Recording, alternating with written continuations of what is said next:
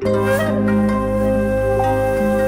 선비가 우국 충정의 심정 나란 일을 논하니 송강별곡. 뉴스파이팅 배승입니다. 4부 물이 흐르고 있습니다. 송영훈 국민의힘 법률자문위원, 강성필 민주당 국민소통위 부위원장 두 분과 함께합니다. 안녕하세요. 안녕하세요. 네, 안녕하세요. 어디 막걸리를 한 잔 뭐 치면서 해야 되는 시그널이에요. 참 이렇습니다. 네. 민주당이 어제 단독으로 본회의를 열고 법사위 운영이 11개 상임위원장 선출을 강행했습니다. 막 밤에 했다고 하는데요. 여당은 의회 독재다 강력 반발하고 나섰습니다. 어떻게 보셨습니까? 오늘은 저희가 공자님 말씀할 시간이 없잖아요. 네. 결론부터 바로 들어갈게요. 네. 민주당이 굉장히 급해 보여요. 아, 그래요? 어제 추경호 원내대표가 네. 국민의힘은 법사위원장만 가져가겠다. 운영위원장, 과방위원장 양보하겠다. 이런 절충안을 제시를 했잖아요. 예. 민주당이 단칼에 거부하고 어제 그 늦은 시각에 밤에 표결을 했습니다. 예. 그럼 민주당이 왜 이렇게 법사위원장까지 오랜 헌정 관행을 깨가면서 독식을 해야겠다고 할 정도로 급한가. 네. 그게 결국 이화영 부지사의 판결이 선고됐기 때문이죠. 지금 민주당에서 공공연히 얘기가 나오는 것이 검사 탄핵. 그렇죠. 그리고 뭐 나아가서는 법관 탄핵 얘기도 하시는 분들이 있고. 네.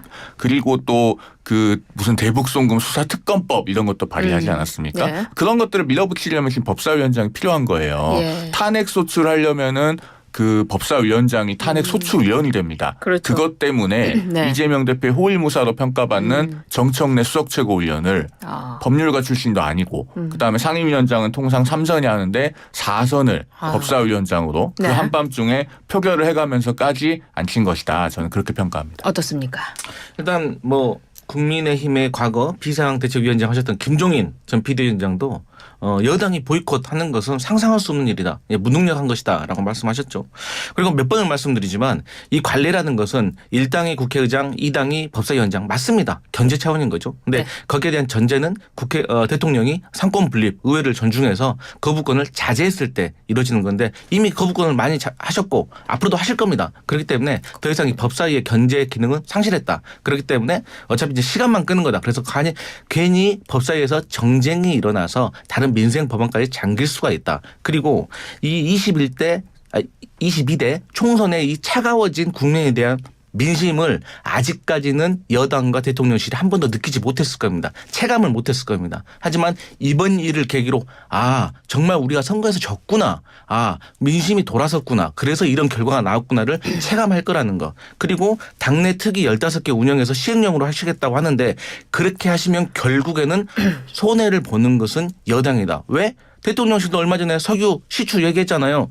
예산 통과 안 되면 못합니다. 그렇기 때문에 저는 그 여당으로서 조금 더 협상력을 발휘했어야만 했을 것이다. 협상을 해야 된다. 제가 짧게만 덧붙일게요. 그 석유 예산 통과 안 시켜주시면요. 그 민주당이 국민들께 비판받아요. 그 석유 만약에 나오면 그게 대통령 겁니까? 대한민국 거고 국민들 거예요. 그거를 예산에 다 깎으면 얼마나 현명하다는 평가를 받겠습니까? 그런데 민주당도 사실 이거 검증해야 된다는 거예요. 반대는 안 해요. 아니 석유가 산유국 된다는데 왜 싫어하겠습니까? 다만 지금 액트지오사 관련된 문제 막 나오시는 거 지금 알고 계시죠? 시간 없어서 제가 많이 말씀 안 드리겠습니다. 그런데 액트지오사의 그 자문을 검증했다는 사람이 액트지오의 소유주 지분이 있는 거 아시죠? 그리고 세계적인 기업이라는 사람, 권위자라는 사람이 몇 년째 법인세도 못 냅니까? 이런 것들 문제가 많기 때문에 알겠습니다. 국가의 예산이 많이 들어가니까 검증 제대로 하고 합시다. 그러니까 이 입장입니다. 법사위원장으로 돌아가서 그렇게 네. 대통령의 제2요구권이 걱정이 되면 민주당이 정치적인 협상 카드를 내놔야죠. 그러면 국회의 헌정 관행을 존중해서 우리가 법사위원장, 운영위원장 다 국민의힘 줄 테니까 대신에 그러면은 대통령은 제2요구권을 자제한다는 정치적인 합의를 해달라. 이런 걸 내놔야지 그게 정치인 거예요. 그렇게 안 하고. 아니 저희 민주당이 계속해서 자제해달라고 말하잖아요. 그리고 정책과 관련된 건 저희가 양보할 수 있지만 정치와 관련된 거부권. 그러니까 거부권이고 가족과 관련된 제2요구권. 가족과 관련된 거 역대 대통령들 그렇게 관례 좋아하시는데 역대 대통령들 가족과 관련된 특검에 대해서는 다 동의하셨다. 이 말씀 드리겠습니다. 네, 아무튼 뭐 의회 독재까지 얘기가 나갔는데 또 결국에는 액트지오까지 나가는 분야겠습니다. 이번에 그 이화영 전 부지사가 유죄 판결을 받았습니다. 9년 6개월 중형을 받았는데요. 이 여권은 이재명의 유죄다라면서 공세 수위를 높이고 있습니다.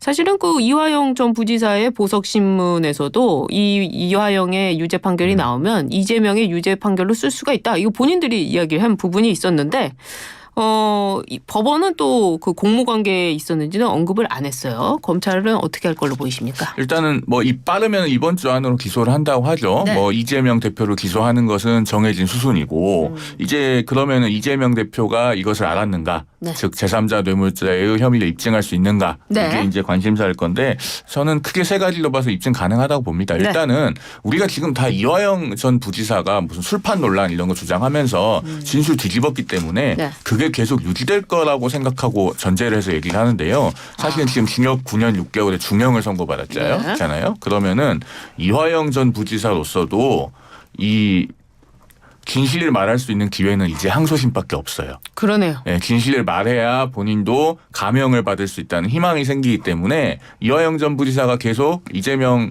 당시 도지사에게 보고했던 사실을 부인할 것인가?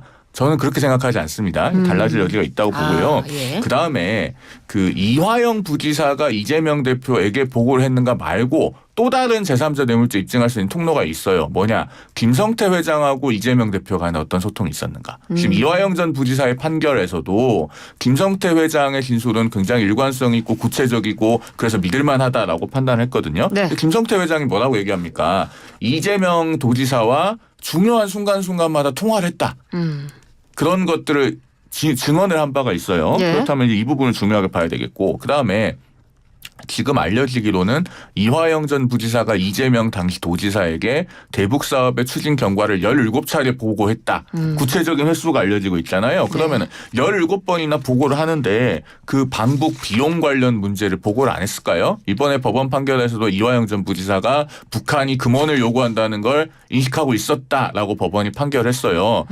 북한이 사실은 방북을 할 때 어떤 대가를 요구한다는 것은 북한과 접촉해 보면은 쉽게 알 수 있는 일이에요. 그거를 과연 이재명 도지사가 몰랐다? 앞으로 이제 기소를 하게 되면 공소장에 구체적인 근거들이 나올 텐데 그거 보면은 입증 가능성이 상당히 있다는 것이 드러나게 될 것이다라고 봅니다. 어떻습니까? 네, 맞습니다. 저렇게 그 이재명 대표가 네. 보고를 받을 가능성이 있다라고 의심하는 건 전 나름 합리적인 의심이라고 생각을 해요. 네. 하지만 입증은 또 다른 문제잖아요. 예. 저는 이제 뭐 다르게도 생각을 해봐요. 그러니까 어떻게요? 김성태 그분이 지금 말씀하신 것처럼 결정적인 순간에 통화를 했다라고 하잖아요. 근데 그 통화를 했다는 것은 이화영 씨를 통해서 한 건데 그 이화영이 지금 보고를 하지 않았다라고 하는 것이 다른 점인 거죠.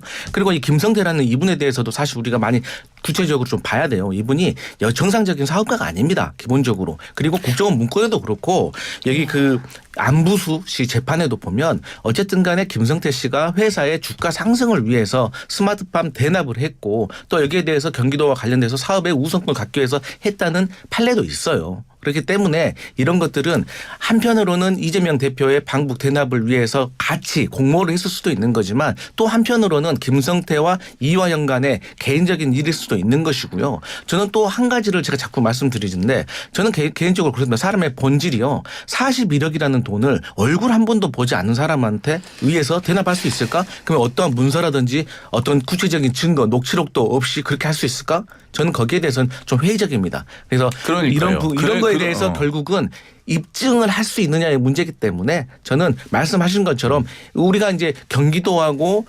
쌍방울하고 같이 공모를 해가지고 스마트팜 사업에 대해서 진행한 부분에서는 여러 가지 문건이 나왔잖아요. 마찬가지로 이게 있다면 저는 없을 수가 없다고 생각을 해요. 그 증거들이. 그렇기 때문에 이것은 검찰이 잘 네. 증명해야 될 일이다. 그렇게 보고 있습니다. 네. 아주 좋은 포인트를 지적해 주셨는데요. 우리 강 부위원장님께서도 국회 보좌진 오래 하셨으니까 잘 아실 텐데요. 우리 국회의원들이 일반적으로 후원금을 받으면 네. 보통 한 100만 원 정도 후원금만 내도 국회 보좌진이 의원에게 보고를 합니다. 이런 분이 후원금을 내셨습니다. 그러면은 통상 전화라도 해요. 네. 그리고 300만 원 이상 고액 후원금이면요 거의 무조건 보고됩니다. 아, 그러면은 예, 그 후속 조치를 해요. 맞습니다. 그러면 네. 김성태 회장도 과연 얼굴 한번 안 보고 그러면 전화 통화 한번 안 해보고 확인도 안 된 상태에서 네. 300만 달러라고 하는 거금을 반복 대가로 지급했겠는가? 이건 굉장히 상식적인 문제죠. 제가 오래 해봐서 또 아는데 그렇게 100만 원, 300만 원, 500만 원까지 보냈잖아요. 근데 정말로 일면식도 없는 사람이 보내는 경우가 있어요. 그리고 알겠어요. 또 애매한 경우에 사업적 이권 단계가 오해받을 수 있는 사람이 보내잖아요. 그래서 그런 것을 차단하기도 하고 다시 돌려주기도 하고 통화하기도 합니다. 그래서 이 후원금 얼마인지 제가 잘 모르겠지만 그거하고 이거 41억하고 너무 금액 크기도 크고 그걸로 관련 짓는 것도 좀 무리가 있다. 근데 말씀하신 걸 보면은 그거 뭐 무리가 있다라고 하시는데 민주당은 대북 송금 특검법 이 수사한 검사들 다시 하겠다 그리고 1심 판결을 두고도 심판도 선출해야 된다. 또 판사 출신의 김승원 의원은 결과도 오판, 절차도 오판, 엉망이다. 막 난리가 났어요. 네, 맞아요. 왜 이러는 겁니까? 입증도 못할 건데? 네, 김승원 의원께서 네. 이 판결 내용을 잘 모르시는 것 같아요. 제가 하나만 짚어드릴게요. 네. 800만 달러가 대북 송금 됐잖아요. 그 외국환 거래법 위반 혐의 중에 뭐가 있냐면 경제 제재 대상인 북한의 단체나 기관에 돈을 보내서 외국환 거래법이 위반이 되는 부분이 네. 있어요. 근데 그 부분은 200만 달러만 인정이 됐거든요. 그게 왜 그러냐? 100만 달러는 북한의 리오남이라고 하는 개인이 받아갔고 200만 달러는 조선 노동당에 들어갔고 500만 달러는 북한의 조선 아태위라고 하는 단체가 받았다는 거예요. 그런데 이 조선 아태위는 형식상 북한 조선 노동당의 민간 외곽 단체예요. 그런데 우리 법원에서는 죄형 법정주의에 기반해서 엄격하게 판단한 거예요. 네. 조선 아태위가 조선 노동당과 동일한 단체 혹은 위장 단체라고 단정할 수 없기 때문에 그 부분은 일부 무죄로 판단을 해줬는데 자 그러면은 이게 편파적으로 판단한 건가요? 굉장히 공정하게 어떻게 보면 피고인에게 유리하게 판단해줬다고까지 할 수 있는 부분입니다. 근데 김승원 의원께서 조금 이제 궁금한 점이 안부수시 1심 재판부에서는 3억 원이 북한 아태위로 갔고 이게 조선 노동당으로 전달됐다고 인정을 했어요. 그런데 이화영 재판부에서는 북한 아태위까지 갔고 조선 노동당까지 전달된 거에 대해서는 또 인정을 하지 않았어요. 그러니까 같은 수원지법에 제가 그날 소속인데 선고 듣고 왔거든요. 네. 80분 동안. 네. 판결문 보셨습니까? 지금 아니요. 판결문 공식적으로 안 풀렸거든요. 네. 저는 그날 가서 네. 80분 동안 언론에 선고를 보도가 듣고 있어요. 왔습니다. 네. 그러니까 보도가 그런 있어요. 부분은 앞으로 판결문 나오면은 정확하게 확인해 그래요. 보시죠. 알겠습니다. 지금 이재명 대표에 대한 구속영장이 기각되자 여권에서도 판사를 비난을 했는데 뭐 사법부 불신에 있어서 여당도 뭐 야당도 예외는 아닌 것 같네요. 하여튼 요 얘기 나중에 또 하기로 하고 한동훈 전 비대위원장이 이재명 대표를 겨냥하면서 헌법 84조 해석 공방에 불을 지폈습니다. 헌법 84조는 대통령은 재직 중 형사상 소출을 받지 않는다 이렇게 규정돼 있는데요. 한동훈 전 비대위원장의 속뜻은 뭡니까? 대통령 되기 전에 재판을 받으면 아니 재판을 뭡니까? 그래서 빨리 끝내서 네. 우리 사법부가 논란을 해소해 줘야 된다는 거죠. 사실 거기에 방점이 있다고 보이고 네. 지금 뭐 한동훈 전 비대위원장이 뭐 헌법에 관해서 해석 논쟁을 벌이자고 하는 게 진정한 의도는 아닐 거예요. 네, 그러니까요. 예. 이것은 첫째로 법원이 정리해 줘야 된다. 그리고 예. 만약에 법원이 정리해 주지 못한다면 우리 국민들께서 이런 초현실적인 상황을 막아주셔야 된다. 저는 그 두 가지를 그래요? 봅니다. 제가 이제 법률가는 아니지만 어쨌든 헌법도 상식선에서 국민의 눈높이에서 해석을 할 수 있는 거잖아요. 네. 그러니까 형사 소추 아니한다는 것은 저는 어쨌든 간에 국내 선택을 우선시한다고 생각을 해요. 네. 그리고 안정적인 대통령의 재임을 보장하는 차원에서 그런 취지라고 생각을 하고 참고로 이제 미국 같은 경우도 유죄를 트럼프가 34개나 받았잖아요. 근데 이분이 출마할 수 있고 만약에 유죄가 나와서 감옥에 간다고 하더라도 감옥에서 출마할 수 있고 거기서 선택을 받는다고 하면 감옥에서 대통령직을 수행을 해요. 그 이유가 뭐냐면 국민의 선택을 최우선의 가치로 한다는 거예요. 그런데 이런 사법 리스크를 알고 뽑았을 거 아닙니까? 그렇기 때문에 아직 이루어지진 않은 일이지만 여기에 대해서 이렇게 해석을 할 수도 있다는 것이고 두 번째로 과거에 유승민 전 의원이 홍준표 시장에 대해서도 이런 얘기를 제기를 한 적이 있잖아요. 그런데 아니 그때 홍 시장 2심에서 무죄가 나왔죠. 근데 그때 어쨌든 간에 홍 시장이 낙선을 하긴 했잖아요. 아니 그렇기 출마하기 전에 네. 이미 무죄가 나왔어요. 그러니까 홍 그런 시장. 상황 같은 경우도 다 미루어 봤을 때 의견이 분분한 건데 어쨌든 이게 의견이 분분하니까 제 생각에도 좀 재판부의 판단을 좀 미리 받아보는 것도 괜찮은 것 같다. 하지만 어쨌든 국민의 선택을 최우선의 가치로 하는 것이 옳은 것 같다 이런 생각입니다. 제가 짧게만 덧붙이면 이 제3자 뇌물죄가요. 지금 가액이 한 100억 되잖아요. 예. 우리 특가법상 이게 뇌물액이 1억만 넘어가도요. 법정형이 무기징역 또는 10년 이사의 징역입니다. 네. 100억이면 무기징역도 가능한 사안인데 대통령이 만약에 그 무기징역까지 받을 수 있는 혐의로 재판이 걸려 있는 상황에서 당선이 되고 취임을 한다? 그러면은 만약에 재판이 중단이 돼도 임기가 끝나자마자 다시 무기징역까지 받을 수 있는 재판정에 피고인으로 나가야 되는 상황 얼마나 초현실적입니까? 법원이 막아줘야죠. 근데 이것도 좀 웃긴 게 뭐냐면 이재명 대표의 대통령 당선을 전제에 깔고 국민의힘에서 얘기하는 아니, 겁니까? 출마를 네. 하면은 산술적으로는 누구나 다 가능성이 있는 거니까요. 그러니까 아니 한동훈 위원장은 이렇게 썼죠. 대통령 당선을 감옥 가지 않을 유일한 탈출구로 여기는 거 아니냐. 그런 희대의 무리수를 써야만 출마 자격이 생기는 거 아니냐 하면서 그렇게 어거지로 출마해서 대통령이 되어도 헌법 제84조 해석상 그 재판은 진행되니까 대통령이 되기 전에 진행됐던 건 진행돼서 거기서 만약에 집행유예 이상만 확정되면 선거를 다시 해야 된다. 또 이렇게 글을 썼다는 그래서 거죠. 제가 지난 주말에 네. 그 우리나라에서 권위 있고 저명한 7분의 헌법학자들의 네. 교과서 최신판을 확인을 해봤어요. 그랬더니요? 예, 그랬더니 네. 이재명 대표 같은 상황을 전제해서 직접적으로 네. 그러니까 대통령에 당선되기 전에 형사재판이 진행 중이면 어떻게 되는가 네. 직접적으로 서술한 분이 한 분도 없어요. 아, 그런 일은 7분 중에. 그렇죠. 그런 일은 없기 네. 때문에 존재하지 않는다. 그래서 항상 법이 현실을 따라가는 거예요. 그래서 보완을 하는 것이고 그래서 개정안을 발의하는 겁니다. 그래 알겠습니다. 민주당이 어제 최고위를 열고 당원 당규 개정안을 의결했습니다. 대선에 출마하는 당대표의 사퇴 시한에 예외를 두거나 부정부패 기소 시 직무정지를 조항하는 것, 직무정지 조항을 삭제하는 내용인데요. 왜 그럴까요? 일단은 그 민주당의 80조 삭제한 거 있죠. 네. 그 부정부패 뇌물 혐의로 기소 시 직무정지 네. 이 조항을 삭제를 했는데 저는 이거 민주당의 자책골이라고 봐요. 왜냐하면은 그 민주당의 80조 1항은 80조 3항하고 한 세트거든요. 본문과 단서 같은 관계예요. 네. 그런데 그 80조 3항에 보면 정치 탄압 등 부당한 이유가 있다고 인정하는 경우에는 당무위원회 의결로 달리 정할 수 있다 이렇게 돼 있잖아요. 그렇죠. 정당에서 당무위원회 의결이라고 하는 건 원래 당권파 마음대로 하는 거예요. 예. 그런데도 이걸 삭제를 했다. 그 얘기는 뭡니까? 자, 이재명 대표의 제3자 뇌물죄 기소가 지금 임박해 있어요. 민주당 스스로 봐도 정치 탄압 등 부당한 이유가 있다고 보기는 어려운 거예요. 관련된 이화영 부지사 1심 판결이 있는데 그러니까 이 80조를 삭제를 하지 안 그러면 왜 삭제를 하겠습니까? 그런 점에서 저는 이게 민주당 스스로 큰 자책골을 넣었다. 이렇게 평가합니다. 저는 근데 큰 틀에서 이미 이재명 대표가 하나도 기소 안 당하고 재판도 안 받고 있는 상황에서 이런 일이 벌어졌으면 그런 해석도 1년 타당할 수도 있다고 생각하거든요. 근데 이미 기소 당해가지고 3개나 재판 받고 있고 앞으로 또 기소도 당할 수 있을 것 같아요.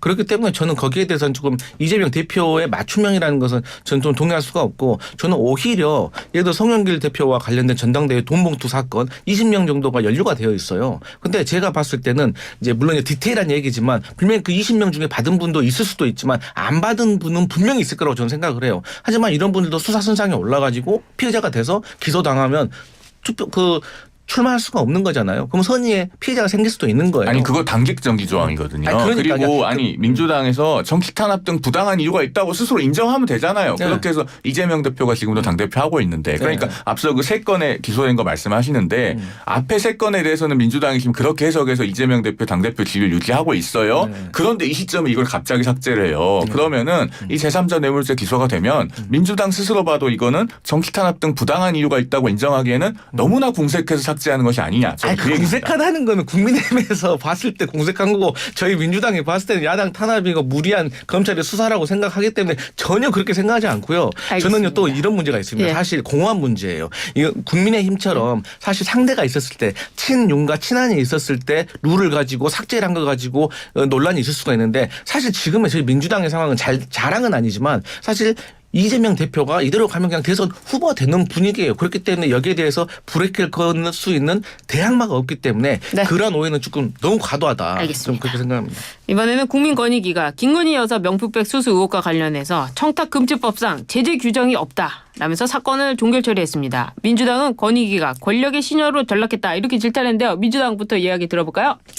일단 오히려 이런 권익위의 태도나 행동들이 김건희 여사와 관련된 특검법에 찬성을 하는 국민 여론을 더 불붙일 것이다라고 정무적으로 좀 보고 있고요. 네. 그다음에 이제 실무적으로 봤을 때도 윤석열 대통령이 이 명품백을 수수한 거에 대해서 인지를 했는지에 대해서 권익위가 조사했습니까?